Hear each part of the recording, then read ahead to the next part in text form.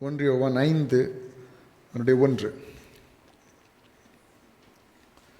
இயேசுவானவரே கிறிஸ்து என்று விசுவாசிக்கிற எவனும் தேவனால் பிறந்திருக்கிறான். பிறப்பித்தவரிடத்தில் அன்பு கூறுகிற எவனும் அவரால் பிறப்பிக்கப்பட்டவனிடத்திலும் அன்பு கூறுகிறான். நாம் தேவனிடத்தில் அன்பு கூர்ந்து அவருடைய கற்பனைகளை கை கொள்ளும்போது தேவனுடைய பிள்ளைகளிடத்தில் அன்பு கூறுகிறோம் என்று அறிந்து கொள்கிறோம். நாம் தேவனுடைய கற்பனைகளை கை கொள்வதே அவரிடத்தில் அன்பு கூறுவதாம். அவருடைய கற்பனைகள் பாரமானவைகளும் அல்ல. தேவனால் பிறப்பதெல்லாம் உலகத்தை ஜெயிக்கும். நம்முடைய விசுவாசமே உலகத்தை ஜெயிக்கிற ஜெயம். இதில் முதல்ல நம்ம பார்க்கும் பொழுது இயேசுவானவரே கிறிஸ்து என்று விசுவாசிக்கிற எவனும் தேவனால் பிறந்திருக்கிறான். அப்படி என்றால் இயேசு தேவனால் அனுப்பப்பட்டவர். அவர் தேவகுமாரன், தேவன் மனித ரூபம் எடுத்தவர். நம்முடைய பாவங்களுக்காக, நம்முடைய சாபங்களுக்காக தேவனே மனித ரூபம் எடுத்து வந்தார். தன்னுடைய மேன்மைகள், பரலோக மேன்மைகள் எல்லாவற்றையும் துறந்து நமக்காக இந்த பூமிக்கு வந்தார். நமக்காக வாழ்ந்தார், நமக்காக அற்புதங்களை செய்தார், நமக்காக எல்லாவித பாடுகளையும் ஏற்றுக்கொண்டார், நமக்காக சிலுவை தண்டனையே ஏற்றுக்கொண்டார். எந்த குற்றமும் செய்யாத ஒரு தேவன், அதாவது மனுஷ ரூபத்தில் வந்தாலும் நியாயப்பிரமாணத்தை நிறைவேற்றக்கூடிய அளவில், மோசை நியாயப்பிரமாணத்தை எந்த மனுஷனால் நிறைவேற்ற முடியுமா? முடியாது. என்றால் எல்லாத்துலேயும் தப்புனாலும் மனசில் எல்லாரும் என்ன செய்திருவாங்க? மாட்டிடுவாங்க. அப்போ நியாயப்பிரமாணத்தை ஒரு மனுஷன் கடைபிடிப்பது என்பது அது கூடாத காரியம்.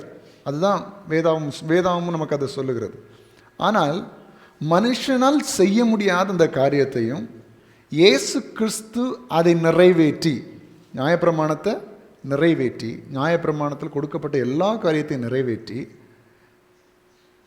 மனுஷன் செய்த பாவங்களுக்காக, அவர் குற்றம் அறியாதவர், அவர் பாவம் அறியாதவர், பாவம் செய்யாதவர், அவர் மனுஷனுடைய பாவங்கள், குறைகள், கரைகள் எல்லாவற்றையும் அவர் தன்னிடத்தில் ஏற்றுக்கொண்டு நாம் அனுபவிக்க வேண்டிய தண்டனையை தேவன் அனுபவித்தார்.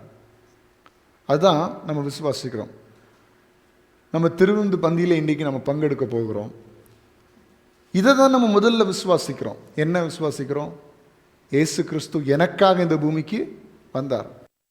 இந்த இடத்துல இருக்கிற சின்ன பிள்ளை கூட சொல்ல முடியும், இந்த இடத்துல இருக்கிற முதியோர் கூட சொல்ல முடியும், எல்லாரும் சொல்லலாம், இயேசு எனக்காக, பர்சனலி எனக்காக அவர் பூமிக்கு வந்தார். வேற ஒரு மனுஷன் நம்ம அப்படி சொல்ல முடியாது. வேற ஒருத்தரையுமே நம்ம அப்படி சொல்ல முடியாது. எனக்காக தான் இவங்க வாழ்கிறாங்க, எனக்காக தான் இவங்க வாழ்ந்தாங்கன்னு ஒரு மனுஷன் கூட நம்ம சொல்ல முடியாது. யாராவது சொல்ல முடியுமா? கொஞ்சம் யோசிச்சு பாருங்கள். உங்கள் ஃபேமிலி மெம்பர்ஸை யோசிச்சு பாருங்கள், உங்கள் ஃப்ரெண்ட்ஸை யோசிச்சு பாருங்கள். யாராக இருக்கட்டுமே, புருஷனாக இருக்கட்டும், மனைவியாக இருக்கட்டும், உங்கள் பிள்ளைகளாக இருக்கட்டும், உங்கள் பெற்றோராக இருக்கட்டும், உங்களுடைய நண்பர்களாக இருக்கட்டும், உங்களுடைய சகோதரர்களாக இருக்கட்டும், உங்களுடைய சொந்தக்காரங்க, உறவினர்களாக இருக்கட்டும், நீங்கள் யாரையாவது சுட்டி காட்டி இவங்க எனக்காக தான் வாழ்கிறாங்க, எனக்காக தான் வந்தாங்க, எனக்காக தான் இதெல்லாம் செய்கிறாங்கன்னு ஒருத்தர் உங்களால் காண்பிக்க முடியுமா? முடியாது. யாருமே காண்பிக்க முடியாது. ஏன்னா யாருமே யாருக்காக வாழுகிறது இல்லை. ஆனால் இயேசுவை பற்றி நம்ம தைரியமாக சொல்லலாம், அவர் நமக்காகவே வந்தார். எத்தனையோ ஆண்டுகளுக்கு முன்பதாக தீர்க்கதரிசிகளால் உரைக்கப்பட்டு இப்படி ஒரு இரட்சகர் வரப்போகிறார், உங்களையும் என்னையும் மீட்க, உங்களுடைய பாவத்தையும் எங்களுடைய பாவத்தையும் தீர்க்க ஒரு மேசியா வரப்போகிறார், ஒரு இரட்சகர் வரப்போகிறார் என்று பல நூறு ஆண்டுகளாக, பல ஆயிரம் ஆண்டுகளாக தீர்க்க தரிசனம் உரைக்கப்பட்டு 2000 வருடங்களுக்கு முன்பதாக இயேசு பூமிக்கு வந்தார். அப்போ நியாயப்பிரமாணத்தை எல்லாம் நிறைவேற்றினார். இந்த உலகத்தில் ஒரு மனுஷன் பிறந்தாலே அவன் பாவத்துக்குரியவனாக மாற்றப்படுகிறான். அப்படிப்பட்ட ஒரு காரியத்தில் இருந்தும் இயேசு ஒரு கன்னிகையின் வயிற்றில் பிறந்து எந்த பாவமும் செய்யாதபடிக்கு தன்னுடைய இறுதி மூச்சு வரைக்கும் எந்த கரையும், உலக கரை, உலக பாவக்கரை, உலகத்தின் சாபங்கள், எந்த பிசாசின் கிரியைகளும் அவரை தொடாதபடிக்கு பரிசுத்தமாய் வாழ்ந்தார். பரிசுத்தமாய் வாழ்ந்தார். பரிசுத்தமாக வாழ்ந்த ஒரு மனுஷன், எந்த தவறும் செய்யாத மனுஷன் தண்டிக்கப்பட வேண்டிய அவசியமே இல்லை. நம்ம ஏதாவது தப்பு செஞ்சோன்னா அதுக்கு ஒரு அடி கிடைக்கும்போது நமக்கு மனசுக்கு கொஞ்சம் தேறுதலாக இருக்கும். எனது நம்ம தப்பு செஞ்சோம், நம்ம அடி வாங்குகிறோம் அப்படின்னு. தப்பே செய்யாமல் உங்களை ஒருத்தங்க தண்டிக்கும் போது உங்களால் அதை தாங்கிக்க முடியுமா? மனசெல்லாம் எப்படி கஷ்டமாக இருக்கும். நான் தப்பே செய்யலையே, நான் எதுக்கு அடி வாங்கணும், நான் எதுக்கு வேதனைப்படணும், நான் எதுக்கு இவங்ககிட்ட இந்த பனிஷ்மெண்ட் வாங்க, நான் தான் தப்பே செய்யலையே அப்படின்னு. இயேசுவை குறித்து பார்க்கும் பொழுது எந்த பாவமும், எந்த அழுக்கும், எந்த கரையும் இல்லாத ஒரு தேவகுமார். அப்படி இருக்கும்போது நமக்காக அவர் சிலுவையை சுமந்தார், நமக்காக அவர் பாடுகள் பட்டார், நமக்காக அவர் இரத்தத்தை சிந்தினார், ஒவ்வொரு அடியும் நமக்காகவே அவர் வாங்கினார். வேதம் சொல்லுகிறது, கடைசி சொட்டு இரத்தத்தையும் தேவன் நமக்காகவே இந்த பூமியில் சிந்தினார். எதற்காக சொன்னால், உங்களையும் என்னையும் சுத்திகரிக்கும்படியாக, உங்களையும் என்னையும் அவருடைய பிள்ளையாய் மாற்றும்படியாக. நாம் இனி நியாயப்பிரமாணத்தை சுமக்க வேண்டிய அவசியமே இல்லை. ஒரே ஒரு ஆளை சுமந்தா போதும், அது இயேசு கிறிஸ்துவை சுமந்தா போதும். நீங்கள் இனி எதையும் சுமக்க வேண்டிய அவசியம் இல்லை. உங்கள் பாவத்தை இனி நீங்கள் சுமக்க வேண்டாம், உங்கள் சாபத்தை இனி நீங்கள் சுமக்க வேண்டாம், உங்கள் தரித்திரத்தை நீங்கள் இனி சுமக்க வேண்டாம், உங்கள் மனபாரங்களை நீங்கள் சுமக்க வேண்டாம். நீங்கள் இயேசுவை சுமந்தா போதும், அவர் உங்களுக்காக எல்லாவற்றையும் செய்து முடிப்பார். அப்போது இந்த காரியங்களெல்லாம் செய்தவர் இயேசு. எனக்காக செய்தார், எனக்காக அனுப்பப்பட்டார், எனக்காக இந்த பூமியில் வாழ்ந்தார், எனக்காக இப்பொழுதும் பரிசுத்த ஆவியானவராய் நம்மோடு கூட அசைவாடி கொண்டிருக்கிறார், என்னை போதித்து நடத்துகிறார் என்கிற விசுவாசம் இருக்குமானால் அவன்தான் தேவனால் பிறந்தவன் என்று வேத வசனம் சொல்லுகிறது. அல்லேலூயா. இயேசுவானவரே கிறிஸ்து என்று விசுவாசிக்கிற எவனும், எவனும்னா யாரா இருந்தாலும் சரி, உலக பிரகாரமான மனுஷன்தான், நீ இப்படிப்பட்ட ஒரு குலத்தில் பிறந்திருந்தாதான் உனக்கு இப்படிப்பட்ட நன்மைகள், இப்படிப்பட்ட ஒரு கூட்டத்தில் நீ இருந்திருந்தாதான் நீ இப்படிப்பட்ட நன்மைகளை சந்திக்க முடியும், நீ இப்படி தாழ்த்தப்பட்டிருக்கிற, நீ உனக்கு போதுமான அளவு பணம் இல்லை, உனக்கு போதுமான அளவு அந்தஸ்து இல்லை, உனக்கு போதுமான அளவு ஆழ்பலன் இல்லை, அதனால உனக்கு இதெல்லாம் கொடுக்க முடியாது, இந்த அந்தஸ்தெல்லாம் கொடுக்க முடியாது, இந்த ஆசீர்வாதத்தில் கொடுக்க முடியாதுன்னு உலகத்தில் கேட்டகரைஸ் பண்ணி வச்சிருக்கிறான். ஆமாவா இல்லையா? எல்லாருக்கும் எல்லாம் கிடைக்குமா இந்த உலகத்தில்? உலகத்தின் அதிகாரத்தை நினைச்சு பாருங்க, உலகத்தின் பொலிட்டிக்கல் காரியங்களை யோசிச்சு பாருங்க, எல்லாமே ஏதோ ஒரு தரம் பார்த்து அந்தஸ்து பார்த்து. ஆனால் தேவன் சொல்லுகிறார், அவரை விசுவாசிக்கிற எவனும். அல்லேலூயா. நீங்கள் சின்ன பிள்ளையாக இருந்தாலும் சரி, பெரியவங்களாக இருந்தாலும் சரி, என்ன பேக்ரவுண்ட் உடையவங்களாக இருந்தாலும் சரி, ஆண்டவரை பற்றியே தெரியாதவங்களாக இருந்தாலும் சரி, ஆண்டவரை பற்றி அதிகம் தெரிந்தவங்களாக இருந்தாலும் சரி, நீங்கள் யாராக இருந்தாலும், வெளிநாட்டிலேருந்து நீங்கள் இருந்தாலும் சரி, நான் இந்தியனே கிடையாது, நான் வெளிநாட்டுக்காரன் அப்படின்னாலும், நீங்கள் ஆண்டவர் விசுவாசிச்சா ஆண்டவர் உங்களையும் அவரால் பிறப்பிக்கப்பட்டவராகவே பார்க்கிறார். யூதர்கள் அதை தான் யோசிச்சாங்க அந்த காலத்தில். யெகோவா தேவன் எங்களுக்கு மட்டும்தான் உரியவர். யூதர்கள் அப்படி தான் யோசிச்சாங்க, எங்களுக்கு மட்டும்தான் தேவன், எங்களுக்கு மட்டும்தான் அவர் உண்டு, மீதி எல்லாருக்கும் கிடையாது அப்படின்னு. அதனால தான் இயேசுவுக்கு விரோதமாக நின்றார். இயேசு என்ன சொன்னார்? எல்லாருக்கும் நான் ஒரே தேவனாக இருக்கிறேன், என்னிடத்தில் யார் வந்தாலும் அவனுக்கு இளைப்பாறுதல் உண்டு, யார் வந்தாலும் என்னிடத்தில் அவனுக்கு சுகம் உண்டு, யார் வந்தாலும் எனக்கு என்னிடத்திலிருந்து அவனுக்கு ஆசீர்வாதம் உண்டு என்று இயேசு சொன்னதுனால தான் அந்த யூதர்கள் இயேசுவுக்கு விரோதமாக எழும்பினார்கள். அப்படி ஒருவேளை ஒரு குறிப்பிட்ட ஜனத்தாருக்கு மட்டும் இயேசு வந்திருந்தா இன்னைக்கு நம்ம இயேசுப்பாவை ஏற்றுக்கொண்டிருப்போமா? இன்னைக்கு நம்ம வாழ்க்கைக்கு நம்பிக்கை வந்திருக்குமா? நமக்கு வாழ்க்கைக்கு நம்பிக்கை தருகிறது யார்? ஆண்டவர் மட்டும்தான். என்ன நம்பிக்கையில் வாழுகிறோம்? எந்த நம்பிக்கையில் நம்மை நாம் சுத்திகரித்து கொள்கிறோம்? எந்த நம்பிக்கையில் நம்ம சுத்தமாக காத்துக்கொள்கிறோம்? எந்த நம்பிக்கையில் நான் நல்லா வாழணும், மற்றவங்களுக்கு நல்லது செய்யணும்னு நினைக்கிறோம்? ஒரே ஒரு காரணம், ஒரு நாள் நம்ம இயேசுவை சந்திக்க போகிறோம். அன்னைக்கு நம்ம எல்லாத்துக்கும் கணக்கு கொடுத்தே ஆக வேண்டும். அப்போ கேட்பாரு, அவன் பசியாக இருந்தா நீ அவனுக்கு ஆகாரம் கொடுக்கல, தாகமாக இருந்தால் அவனுக்கு நீ தண்ணீர் கொடுக்கலன்னு அப்போ கேள்வி கேட்கும் பொழுது நம்ம பதில் சொல்லணும்னா இப்பொழுது அந்த நம்பிக்கையோட ஆண்டவரால் நடத்தப்படுகிற பிள்ளையாய் நம்ம வாழ வேண்டும். ஹல்லேலூயா. அப்போ இங்கே நம்ம பார்க்கிறோம், இயேசுவானவரை கிறிஸ்து என்று விசுவாசிக்கிற எவனும் தேவனால் பிறந்திருக்கிறான். சரியா? முதல் கட்டம் நான் இப்போ இவ்வளோ நேரம் சொன்னேன் இல்லையா, ஆண்டவரை விசுவாசித்து அவர் மேலே நம்பிக்கையை வச்சு அவர் தான் எனக்காக இந்த பூமிக்கு வந்தார் என்பதை விசுவாசித்தால்தான் நீங்கள் தேவனால் பிறந்தவர்கள், அவரால் ஜெனிப்பிக்கப்பட்டவர்கள், அவரால் வாழ்ந்து கொண்டிருக்கிறவர்கள் என்று முதல் கட்டத்தில் நம்ம அதை ஓகே பண்ணிடலாம். ரெண்டாவது, பிறப்பித்தவரிடத்தில் அன்பு கூறுகிற எவனும், அதாவது தேவனால் பிறந்து தேவனால் பிறக்கப்பட்டு தேவனிடத்தில் அன்பு கூறுகிற எவனும். பிறப்பித்தவரிடத்தில்னா யாரு? உங்களையும் என்னையும் பிறப்பித்தவர் யாரு? யார்? நீங்கள் சொல்லுங்க, எங்கள் அம்மா அப்பா கஷ்டப்பட்டு என்னை பெற்று வளர்த்து இவ்வளோ படிக்க வச்சு. அப்படியா? உண்மைதான், உங்களை பெற்று எடுத்து வளர்த்துனாங்க, நல்லா படிக்க வச்சாங்க, எல்லா காரியங்களையும் செய்கிறாங்க, உண்மை. ஆனால் உங்கள் பெற்றோருக்கும் உங்களை கொடுத்தவர் யாருன்னா ஆண்டவர். வேதவசனம் என்ன சொல்லுகிறது? கர்ப்பத்தின் கனி அவரால் கிடைக்கும் பலன். பிள்ளைகள் கர்த்தரால் வரும் சுதந்திரம். அப்போ யாரால் பிள்ளைகள் பிறக்கிறார்கள்? கர்த்தரால் அனுப்பப்படுகிறார்கள். அவங்க நம்ம உலக பிரகாரமாக தான் பர்த், அந்த ஜெனிப்பிக்கிற அந்த பிறப்பு என்று நம்ம சொல்லுகிறோம். ஆண்டுடைய பார்வையில் அனுப்பப்படுகிறது. எப்படி அனுப்பப்படுகிறது? அப்படி தானே? நம்ம உலக பிரகாரமாக நம்ம பிறக்கிறாங்க, புதுசாக பூமியில் வர்றாங்க. ஆண்டவர் அனுப்புகிறார். உங்கள் பெற்றோருக்கு ஒரு பிள்ளையை ஆண்டவர் கொடுக்கிறார். சரியா? அப்போ நம்ம எல்லாம் யாரால் பிறந்திருக்கிறோம்? தேவனால் பிறந்திருக்கிறோம். தேவன் நம்மை அனுப்பியிருக்கிறார். தேவன் தான் என்னை அனுப்பியிருக்கிறார் என்று விசுவாசிக்கிறவங்க மட்டும் கரங்களை உயர்த்தியாலும் இல்லையா சொல்லுங்க பார்க்கலாம். நிறைய பேர் சொல்ல நினைக்கிறேன். அப்போ நீங்கள் எப்படி இந்த பூமிக்கு வந்தீங்க? யார் அனுப்புறது உங்களை? சரி, தேவன் நம்மை அனுப்பியிருக்கிறார்.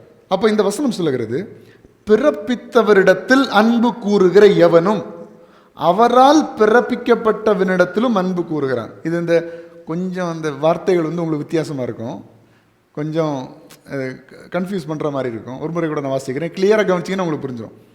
பிறப்பித்தவனிடத்தில் அன்பு கூறுகிற எவனும். எல்லாரும் வாசிக்கிறீங்களா? வாசிங்க ஒருக்க கூட.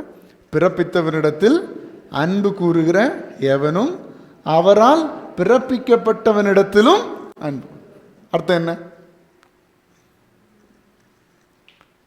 சொல்லுங்க? அர்த்தம் கிளியராக வாசிச்சுட்டு அர்த்தம் சொல்ல முடியாது. அர்த்தம் என்ன? தேவனிடத்தில், அதான் பிறப்பித்தவர். பிறப்பித்தவர் யார்? தேவன். தேவனிடத்தில் அன்பு கூறுகிற எவனும் தேவனால் பிறப்பிக்கப்பட்டவனிடத்திலும். அப்படின்னா என்ன? உங்க கூட இருக்கிறவங்க யாரு?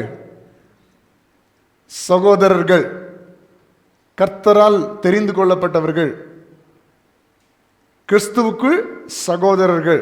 இவங்க எல்லாரும் யாரு? தேவனால் பிறப்பிக்க. இன்னும் சொல்ல போனா உலகத்தில் உள்ள எல்லா மனுஷனும் யார் தான்? தேவனால் பிறப்பிக்கப்படும். ஆனால் அவங்க ட்ராக் மாதிரி ஆண்டவரையும் தெரியாமல், ஆண்டவர்னா யாருன்னு தெரியாமல், நம்ம எதுக்கு உருவாகிருக்கிறோம், யார் நம்மளை உண்டாக்குனது எதுவும் அதை நோட் பண்ணாமல் அவங்க போன போக்கிலே வாழ்ந்துட்டு இருக்கிறாங்க. அதனால தான் பாவங்கள் எல்லாம் டாமினேட் பண்ணுது இல்லையா? நம்ம நோக்கம் தெரியலன்னாவே நம்ம வாழ்க்கையில் என்ன உண்டாகும்? பாவங்கள் உண்டாகும். எதுக்கு வாழ்கிறோன்னு தெரியாது, எதுக்கு வேலை செய்கிறோன்னு தெரியாது. அப்போ தான் கள்ளத்தனம், கபடு, பாவம், வஞ்சனை, அடுத்தவனை வஞ்சிக்கணும், அடுத்தவனை சூறையாடணும், அடுத்தவனுக்கு பொருள் எடுக்கணும், அவனை கொள்ளை அடித்தாவது நம்ம பெரிய ஆளாயிடணும், ஒருத்தனை தாத்தாவது நம்ம பெரிய ஆளாயிடணும். என்னெல்லாம் எப்போ வருது? ஆண்டவரிடத்தில் அன்பு இல்லாதவன் தான் அப்படிப்பட்ட காரியங்களெல்லாம் செய்வான். சரியா? இப்போ உள்ள காலங்களில் பாருங்கள், ஒரு சின்ன ஆஃப்டர் ஆல் ஒரு சின்ன பதவிக்காக, ஒரு பெரிய பதவின்னு கூட இல்லை, ஏதாவது ஒரு இன்ஸ்டிடியூஷனில், ஒரு ஸ்கூலில், ஒரு காலேஜில் ஒரு பதவிக்காக மற்றவங்களை என்ன வேணாலும் செய்கிறதுக்கு தயாராக இருக்கிறாங்க. மற்றவங்கள பற்றி தவறாக பேசி அவன் இப்படி சார், இவன் இப்படி சார், இந்த சிங்கடிக்குதுன்னு சொல்லுவாங்கல்ல, கூட போயிருந்து பெரிய ஆட்களை கூட போயிருந்து அவனை பற்றி தப்பாக பேசி இப்படி பேசி இவங்களுக்கு எப்படியாவது அந்த பதவி வேணுங்கிறதுக்காக தவறாக பேசி மற்றவங்களுக்கு தாத்து தாத்து தாத்து மேலே வர்றது. இன்னும் சிலர் கொலை பண்ணுற அளவு கூட என்ன செய்கிறாங்க, போயிடுறாங்க. அடுத்த பதவிக்காக ஆசைப்பட்டு, அடுத்த சீட்டுக்காக ஆசைப்பட்டு, அடுத்த உயர்வுக்காக ஆசைப்பட்டு, அந்த ஸ்தானத்தில் அவன் இருக்கனால தான் என்னால் இருக்க முடியல, அவனை எப்படியாவது க்ளோஸ் பண்ணிடணும்னு சொல்லிட்டு கொலை பண்ணுகிற அளவுக்கு கூட போயிட்டான். இதெல்லாம் என்ன காரணம் நினைக்கிறீங்க? ஏன் அன்னைக்கு ஒருத்தவங்க சொல்கிறாங்க, ஒரு பிள்ளை ஸ்கூல் படிக்கிற ஒரு பிள்ளை அவள் ஃபஸ்ட் மார்க் வாங்கிட்டான்னு சொல்லி சாபம் போட்டாலும், ஃபஸ்ட் மார்க் வாங்கிட்டான்னு சொல்லி சாபம் போட்டுறான். எப்போ எப்படி இருக்கும்? அப்போ ஒருத்தங்க நல்லா இருக்கிறதே அவங்களுக்கு பிடிக்க மாட்டேங்க. சின்ன பிள்ளையிலேருந்தே எப்படி இருக்குது பாருங்க, சின்ன பிள்ளையிலேருந்தே இப்படிப்பட்ட கபடு உள்ள இருதயமாக மாற்றப்படுது. இதுக்கெல்லாம் என்ன காரணம்? என்ன காரணம்? தேவ அன்பு அவருடைய வாழ்க்கையில் இல்லை, அவ்வளோதான். அதான் இங்கே வேத வசனம் சொல்லுகிறது, பிறப்பித்தவனிடத்தில் அன்பு கூறுகிறவன் அவரால் பிறப்பிக்கப்பட்டவரிடத்திலும் அன்பு. அப்படின்னா சிம்பிளாக சொல்லணும்னா, தேவனிடத்தில் அன்பு கூறுகிறவன் மனுஷனிடத்திலும் அன்பு கூறுவான். எல்லாரும் சொல்லுங்க, தேவனிடத்தில் அன்பு கூறுகிறவன் மனுஷனிடத்திலும் அன்பு கூறுவான். சரியா? அப்போ நீங்கள் உண்மையிலே தேவனால் பிறந்து வாழ்ந்து கொண்டிருக்கிறீங்கன்னு சொன்னால் அது எங்கே வெளிப்படும்? எங்கே வெளிப்படும்? சத்தமாக சொல்லுங்க, எங்கே வெளிப்படும்? மனுஷனிடத்தில் வெளிப்படும். உங்கள் சுற்றி இருக்கிறவங்கள்ட்ட அது வெளிப்படும், உங்கள் பிள்ளைகளிடத்தில் அது வெளிப்படும், உங்கள் வீட்டில் இருக்கிறவங்கள்ட்ட அந்த அன்பு வெளிப்படும் என்பதை நீங்கள் மறந்து விடவே கூடாது. நீங்கள் உண்மையில் ஆண்டவரிடத்தில் அன்பு கூறுகிறீங்கன்னா உங்கள் வீட்டில் இருக்கிறவங்க சொல்லுவாங்க, என் பிள்ளை அன்பான பிள்ளை. என்ன சொல்லுவாங்க? ஹலோ, எல்லாருக்கும் மோகம் அப்படி இருக்கு. நான் ஏதோ பேசக்கூடாதது பேசிக்கிட்டது மாதிரி. நான் என்ன சொன்னேன்? இப்போ தேவனிடத்தில் அன்பு கூறுகிறவங்கள அவங்க வீட்டிலையே அவங்க சொல்லுவாங்க. என்ன சொல்லுவாங்க? என் பிள்ளை. பெற்றோராக இருந்தால் அவங்க பிள்ளையை பற்றி என்ன சொல்லுவாங்க? என் பிள்ளை அன்பான பிள்ளை. பிள்ளைங்க பெற்றோரை பார்த்து என்ன சொல்லுவாங்க? என் பெற்றோர், என் அப்பா, என் அம்மா ரொம்ப அன்பானவங்க. உங்கள் சகோதரர்கள் என்ன சொல்லுவாங்க? உங்கள் அக்காவோ தங்கச்சியோ அண்ணனோ தம்பியோ என்ன சொல்லுவாங்க? என் அண்ணன், என் அக்கா, என் தம்பி, என் தங்கச்சி ரொம்ப அன்பானவங்க அப்படின்னு சொல்லுவாங்க. அப்படி சொல்கிறாங்களா?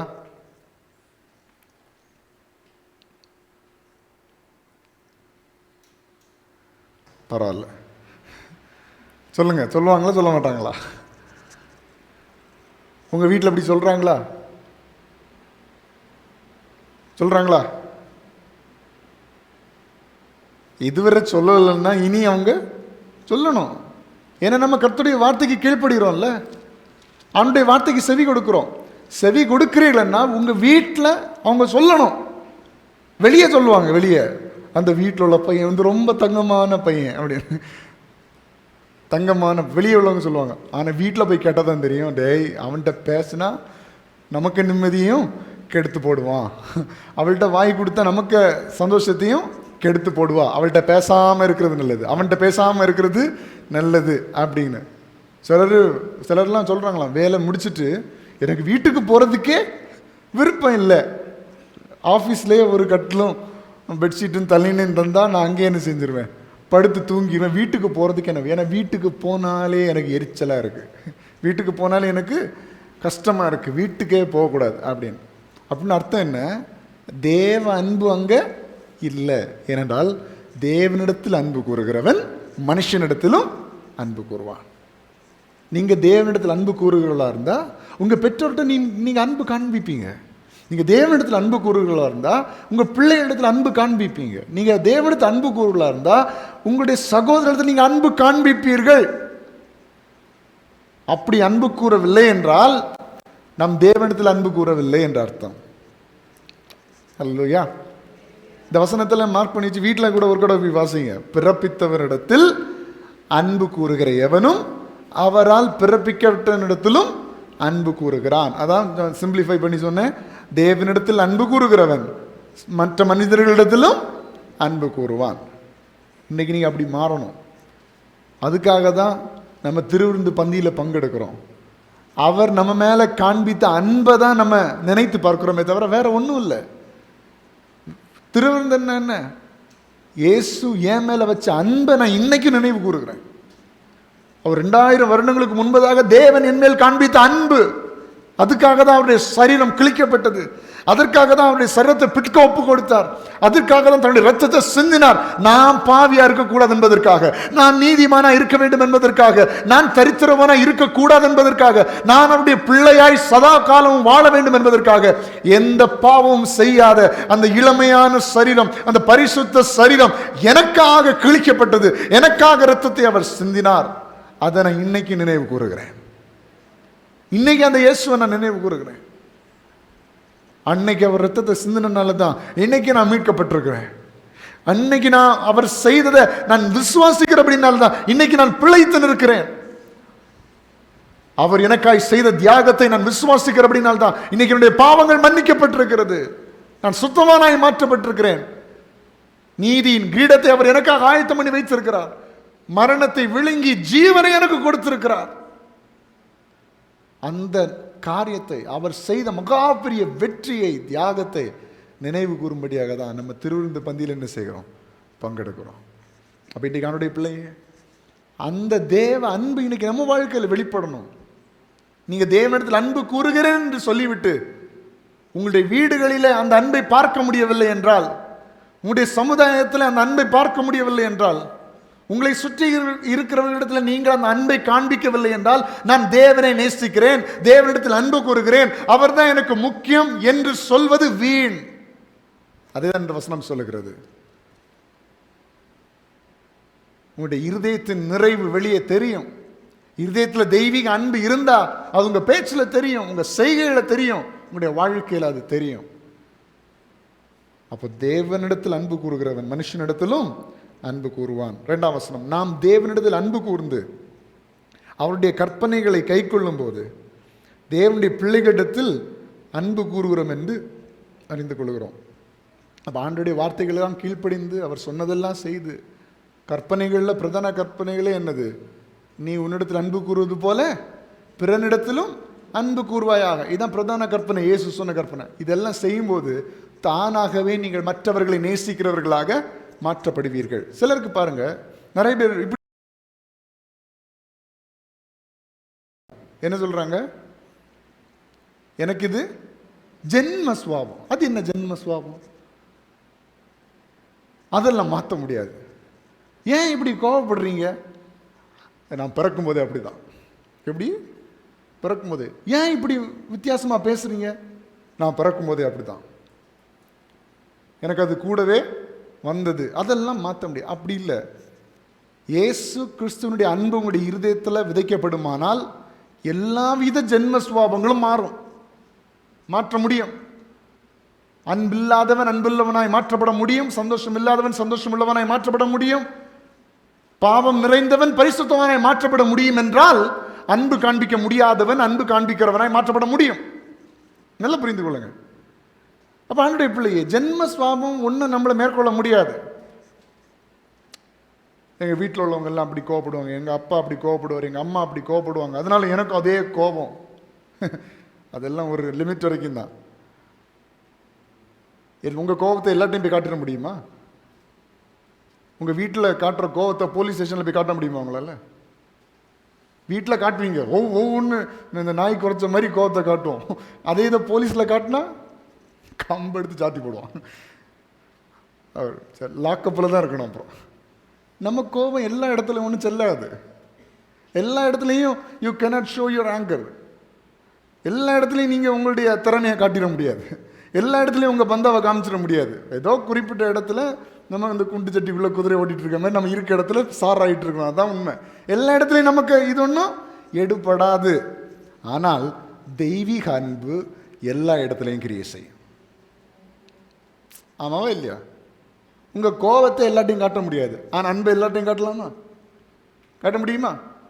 உங்களுடைய வெப்ராளத்தை எல்லாத்தையும் காட்ட முடியாது, ஆனால் உங்கள் பொறுமையை எல்லா இடத்துலையும் காட்ட முடியும். அப்போ ஆண்டவரால் பிறந்தவன், ஆண்டவரால் நான் வாழுகிறேன், ஆண்டவர் என்னை உருவாக்கி இருக்கிறார் என்ற காரியம் வரும்னா நீங்கள் இருக்கிற இடத்துலையே ஒரு சமாதானம், இருக்கிற இடத்துலையே ஒரு சந்தோஷம், இருக்கிற இடத்துல ஒரு அமைதி, உங்கள் அன்பு எல்லாரிடத்திலும் வெளிப்படும் என்பதை நீங்கள் புரிந்து கொள்ள வேண்டும். அப்போ ஆண்டவர் சொன்ன பிரதான கற்பனையே நம்ம பிறனிடத்தில் அன்பு கூற வேண்டும்.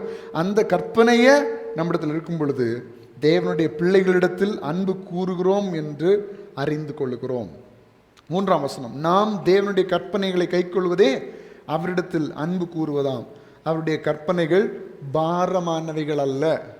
அவருடைய கற்பனைகள் எப்படிப்பட்டதல்ல? நமக்கு அது ஒரு பாரமானது அல்ல. அது நம்மளை வேதனைப்படுத்து, நம்மளை சப்ரஸ் பண்ணுற ஒரு காரியம் கிடையாது. ஆண்டவருடைய கற்பனைகள் நம்மை வாழ வைக்கிற காரியம், நம்மை மேன்மைப்படுத்துகிற காரியம்தான் கர்த்தருடைய கற்பனைகள். 4ஆம் வசனம் எல்லாம் சேர்ந்து வாசிக்கலாம். தேவனால் பிறப்பதெல்லாம் உலகத்தை ஜெயிக்கும், நம்முடைய விசுவாசமே உலகத்தை ஜெயிக்கிற ஜெயம். மறுபடியும் வாசிங்க. தேவனால் பிறப்பதெல்லாம் உலகத்தை ஜெயிக்கும், நம்முடைய விசுவாசமே உலகத்தை ஜெயிக்கிற. ஹல்லேலூயா. நீங்க தேவனால் பிறந்தவர்கள் என்றால் தேவனிடத்தில் அன்பு கூறுவீர்கள். ஃபர்ஸ்ட் நம்ம பார்த்தோம். 2வது, பிறப்பித்தவரிடத்தில் அன்பு கூறுகிறவன் அவரால் பிறப்பிக்கப்பட்டவரிடத்திலும், அதாவது தேவனிடத்தில் அன்பு கூறுகிறவன் மனுஷனிடத்திலும் அன்பு கூறுகிறான். அவருடைய கற்பனைகளே நாம் கை கொள்ளும் பொழுது மற்ற மனுஷரிடத்தில் நம்ம கண்டிப்பாக அன்பு கூறுகிறோம். இதுதான் எதை காண்பிக்குதுன்னா, நீங்களும் நானும் தேவனால் பிறந்தவர்கள் என்பதை காண்பிக்கிறது. அப்போ தேவனால் பிறந்தவர்களாய் நாம் இருந்தால் நம்ம எப்படிப்பட்டவர்கள்? உலகத்தை ஜெயிக்கிறவர்கள். அல்லேலூயா. அப்போ இந்த 2 காரியமும் எதை தீர்மானிக்குது? நாம தேவனால் பிறந்தவர்களா இல்லையா என்பதை காண்பிக்கிறது. அப்போ நீங்கள் தேவனால் பிறந்தவர்களா இருந்தால் நமக்கு ஒரு அப்கிரேட், நமக்கு ஒரு ஆசீர்வாதம் கொடுக்கப்படுகிறது. நீங்கள் உலகத்தை ஜெயித்தவர்கள். இப்போ உலகத்தில் இருக்கிற எல்லாவற்றையும் நீங்கள் ஜெயித்தவர்கள். உலகத்தில் உள்ள பாவமாக இருந்தாலும், சாபமாக இருந்தாலும், வியாதியாக இருந்தாலும், பலவீனமாக இருந்தாலும், தரித்திரமாக இருந்தாலும், மரணமாக இருந்தாலும் நீங்கள் உலகத்தை ஜெயித்தவர்கள். என்ற உலகத்தை ஜெயித்த தேவன் உங்களோடு கூட இருக்கிறார். அதான் வேத வசனத்தில் ஆண்டவர் சொல்லுகிறார், உலகத்தில் உங்களுக்கு உபத்திரவங்கள் உண்டு, ஆனாலும் திடன் கொள்ளுங்கள், நான் உலகத்தை ஜெயித்தேன். உலகத்தை ஜெயித்த கர்த்தர், அவரால் பிறப்பிக்கப்பட்டிருக்கிறோம் என்று சொன்னால் நம்மாலையும் இந்த உலகத்தை ஜெயிக்க முடியும். உலகத்தின் தீமைகள், பாரங்கள் எல்லாவற்றையும் ஜெயித்து ஒரு சந்தோஷமான வாழ்க்கை வாழ முடியும் என்பதில் சந்தேகமே இல்லை. ஹல்லேலூயா. அப்போ தேவனால் பிறப்பதெல்லாம் உலகத்தை ஜெயிக்கும், நம்முடைய விசுவாசமே உலகத்தை ஜெயிக்கிற ஜெயம். இப்போ இன்றைக்கு நமக்கு அந்த விசுவாசம் உண்டாகட்டும். பழைய ஏற்பாட்டில் பார்க்கும் பொழுது யோசேப்பை குறித்து உங்கள் எல்லாருக்கும் தெரியும். யோசேப்பினுடைய வாழ்க்கையில் எல்லா நேரத்திலும் தேவன் யோசேப்போடு கூட இருந்தார் என்று நம்ம வாசிக்கிறோம். அப்படிதானே? இப்போ நம்ம அந்த முழு பகுதியும் எடுத்து வாசித்தா நமக்கு நேரம் ஆகிடும். ஆதியாகமம் 38 அந்த நீங்கள் வீடுகளில் இருக்கும்போது அதை மறுபடியுமா நீங்கள் வாசித்தீங்க. ஆதியாகமம் 37 நீங்கள் பார்க்கலாம். 37, 38, 39, 39, 40, 41, 42 இது வரைக்கும் யோசேப்பினுடைய அந்த பிரயாணத்தை நம்ம பார்க்க முடியுது. அவனுடைய சின்ன வயசுலேருந்து ஆண்டவர் யோசேப்பை எப்படி வழி நடந்து 37ஆம் அதிகாரத்திலிருந்து 42ஆம் அதிகாரம் வரைக்கும் நம்ம யோசேப்பினுடைய காரியத்தை நம்ம பார்க்க முடியுது. அப்போ யோசேப்பு எல்லா சூழ்நிலையிலும் கர்த்தர் அவனோடு கூட இருந்தார் என்று நம்ம பார்க்கிறோம். எல்லா நேரத்திலும் யோசேப்பினுடைய வாழ்க்கையில் வெளிப்பட்ட ஒன்றே ஒன்று என்னன்னா, தேவனுடைய அன்பு. இல்லை கவனிச்சிங்கன்னா தெரியும். முதல்ல கொலை பண்ணுறதுக்கு பிளான் பண்ணுறாங்க. அப்போ சகோதரன் ஒருவனுக்கு அவனை கொலை பண்ணுறதுக்கு மனசு இல்லை, அதனால் எங்கே கொண்டு போடுறாங்க? குழியில் கொண்டு போடுறாங்க. அப்பொழுதும் யோசேப்பு சகோதரர்கள் மேலே ஒரு வெறுப்பு காண்பிக்கல. பாருங்கள், வருத்தம் இருக்கும், வேதனை இருக்கும், ஆனால் அன்பு இல்லாமல் போகலை. ஆனால் சகோதரர்களிடத்தில் அந்த அப்படிப்பட்ட அன்பை பார்க்க முடியவில்லை. யோசேப்புடைய வாழ்க்கையில் அப்படிப்பட்ட அன்பை பார்க்கணும். 2வது, விற்று போடுகிறார்கள். விற்று போட்ட இடத்துலையும் ஆண்டவர் அவனோடு கூட இருந்தார் என்று பார்க்கிறோம். விற்று போட்ட இடத்துல ரொம்ப மோசமான ஒரு கெட்ட பெயரை வாங்குறான், அதனால ஜெயிலுக்கு போடப்படுகிறான். அங்கேயும் யோசேப்பு என்ன செய்யல? யார்கிட்டையும் கோவப்படவோ ஆண்டவருடைய தன்மை அற்றவனாக அங்கே யாரையுமே எங்கேயுமே அவன் காண்பிக்கவில்லை. 21ஆம் வசனம், அதாவது 39ஆம் அதிகாரம் 21ஆம் வசனத்தில் பாருங்க. 20ஆம் வசனத்துல நம்ம பார்க்கலாம். ஆதியாகமம் 39:20. யோசேப்பின் எஜமான் அவனை பிடித்து ராஜாவின் கட்டளையால் காவலில் வைக்கப்பட்டவர்கள் இருக்கும் சிறைச்சாலையில் அவனை ஒப்புவித்தான். அந்த சிறைச்சாலையில் அவன் இருந்தான். 21ஆம் வசனத்தில் பாருங்க, கர்த்தரோ யோசேப்போட கூட இருந்தார். அப்போ என்ன அர்த்தம்? தேவனால் பிறப்பதெல்லாம் உலகத்தை ஜெயிக்கும். யோசேப்பு தேவனால் பிறந்தவன், தேவனுடைய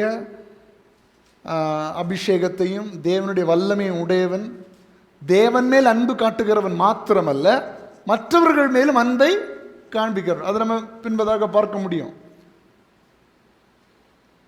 மற்ற எதுவும் ஆண்டவர்கிட்ட மட்டும் அன்பை வச்சுட்டு மனுஷன்லாம் வெறுக்கிற ஒரு மனுஷன் இல்லை. அவன் இவ்வளோ பெரிய கஷ்டங்களை பாடுகளை அனுபவிக்கும் போது கூட அந்த அன்பை மற்றவரிடத்தில் காண்பிக்க தவறவில்லை யோசேப்பு. அதான் 21ஆம் வசனத்தில் பார்க்கிறோம். கர்த்தரோ யோசேப்போடு இருந்து அவன் மேல் கிருபை வைத்து சிறைச்சாலை தலைவனுடைய தயவு அவனுக்கு கிடைக்கும்படி செய்தார். சிறைச்சாலை தலைவன் சிறைச்சாலையில் வைக்கப்பட்ட யாவரையும் யோசேப்பின் கையிலே ஒப்புவித்தான். இப்போ சிறைச்சாலையில் இருந்தா அவன் நல்லவனோ கெட்டவனோ அவன் யார் தான்? சிறைச்சாலையின் படி அவன் தப்பு செஞ்சுட்டு உள்ள வந்திருக்கிறான். கரெக்ட் தானே நான் சொல்றது? அப்போ சிறைச்சாலை தலைவன் சிறைச்சாலையில் வைக்கப்பட்ட யாவரையும் யோசேப்பின் கையிலே ஒப்புவித்தான். அங்கே அவர்கள் செய்வதெல்லாவற்றையும் யோசேப்பு செய்வித்தான். அப்போ ஒரு தப்பு செய்தவனாக ஜெயிலுக்குள்ள போடப்படுகிறான். தப்பு செய்யல, ஆண்டுக்கு விரோதமாக எழும்பல்ல, மனுஷனுக்கு விரோதமாகவும் எழும்பல்ல, ஆண்டுடைய அன்பை தான் அவன் காண்பிச்சிட்டு இருக்கிறான். ஆனால் மற்றவருடைய பார்வையில், உலக பிரகாரமான பார்வையில் யோசேப்பு யார் தான்? தப்பு செய்தவன், அவன் தவறு செய்தவன் அவனுடைய கையிலே பொறுப்புகள் கொடுக்கப்படுகிறது. பாருங்க, எப்படிப்பட்ட ஒரு குணத்தை யோசேப்பு சிறைச்சாலையிலும் வெளிப்படுத்தி இருக்கிறான்னு பாருங்க. சிலரை பார்த்து சொல்லுவாங்க, இவன் இருக்கிற இடம்லாம் பிரச்சனை தான். ஆனால் யோசேப்பு இருக்கிற இடம்லாம் என்ன உண்டானது? சமாதானம் உண்டானது. சிறைச்சாலையில் மற்ற மனிதர்கள் கூட இவனுடைய கட்டுப்பாட்டுக்குள்ள வரக்கூடிய அளவில் தேவன் யோசேப்புக்கு அனுக்கிரகம் செய்தார். யோசேப்பு அப்படிப்பட்ட ஒரு வாழ்க்கை வாழ்ந்தான். இன்னைக்கு நாமளும் யோசிக்கணும், நம்ம போகிற இடத்துலலாம் சமாதானம் உண்டாகுதா இல்லை வேதனை உண்டாகுதா?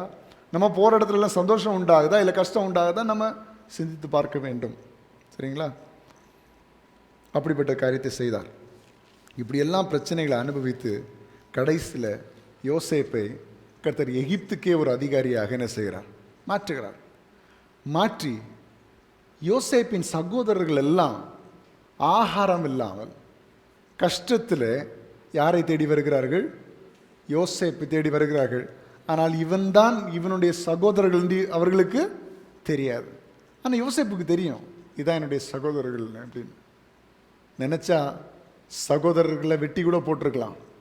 என்னையா குழியில் தள்ளுனீங்க, என்னையா விட்டு போட்டீங்க, என்னையா அடிமையாக கொடுத்தீங்க, உங்களை என்ன செய்கிறேன் பாருன்னு சொல்லிட்டு யோசேப்பு அவர்களை கொலை செய்வதற்கும் அவனுக்கு அதிகாரம் இருக்கு. ஏன்னா அவனுக்கு கட்டுப்பாட்டுக்குள்ளாக இருக்கிறது. ஆனால் யோசேப்பு அதை செய்யலை. அவர்களுக்கு ஆகாரம் கொடுக்குறான், அவங்களுக்கு வேண்டிய எல்லாவற்றையும் யோசேப்பு கொடுக்குறான். இதை எதை காண்பிக்கிறது? தேவனுடைய அன்பு. எந்த மனுஷன் இப்படி செய்வான்? பழி வாங்குறதுக்கு சான்ஸுக்காக வெயிட் பண்ணிட்டு இருப்பான் மனுஷன். என்னையா வேதனைப்படுத்தினீங்க, என்னையா கஷ்டப்படுத்தினீங்க, நான் எனக்கு கையில் ஒரு நாள் ஆண்டவர் ஒப்பு கொடுப்பார், அப்போ நான் என்ன செய்கிறேன் பார் என்று சொல்லி மனிதர்கள் ஆப்பர்ச்சுனிட்டிக்காக வெயிட் பண்ணிட்டு இருப்பாங்க பழி வாங்குறதுக்கு. ஆனால் யோசேப்பினுடைய கையில் அப்படி அந்த சகோதரர்கள் கிடைத்த பிற்பாடும் அவன் சகோதரர்களுக்கு விரோதமாக எழும்பவில்லை. யோசேப்பு சகோதரருக்கு ஆதரவாக நின்றான். இதுதான் தேவனுடைய அன்பை காண்பிக்கிறது. யோசேப்பு தேவனால் பிறந்தவன், உலகத்தை ஜெயித்தான். தேவனால் பிறப்பிக்கப்பட்ட மற்ற மனுஷர்களிடத்தில் அன்பு கூர்ந்தான். அதுதான் உண்மை. இன்னைக்கு இதை கேட்கிற ஆண்டுடைய பிள்ளையே, நம்ம இன்னைக்கு திருவிருந்து பந்தியில் பங்கெடுக்க போகிறோம். இந்த தேவனுடைய அன்பு நம்முடைய வாழ்க்கையில் வெளிப்பட வேண்டும்.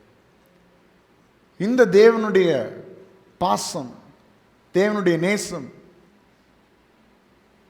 அவர் மேல் மாத்திரம் அன்பு காண்பிக்கிறவர்களா அல்ல, அப்படி காண்பிக்கிறவர்களா இருந்தால் மற்றவர்களிடத்திலும் அந்த அன்பு பகிரப்பட வேண்டும். யோசேப்பு அன்பை காண்பித்தது போல நாமும் மற்றவர்களிடத்தில் அன்பு காண்பித்து வாழ்வோமே ஆனால் நிச்சயமாக இந்த உலகத்தை நாம் ஜெயிப்போம். இந்த உலகத்தின் தீமைகளை நாம் ஜெயிப்போம், உலகத்தின் கஷ்டங்களை நாம் ஜெயிப்போம், உலகத்தின் பாவங்களை ஜெயிப்போம், உலகத்தின் சாபங்களை ஜெயிப்போம், பெரிய சத்துருவான மரணத்தை நாம் ஜெயிப்போம். ஏனென்றால் தேவனால் பிறப்பதெல்லாம் உலகத்தை ஜெயிக்கும். இந்த உலகத்தில் என்ன தீமைகள் இருக்கிறதோ எல்லாவற்றையும் மேற்கொள்ள கர்த்தர் கிருபை தருவார். எல்லாரும் அப்படி கண்களை மூடி ஜெபிப்போமா?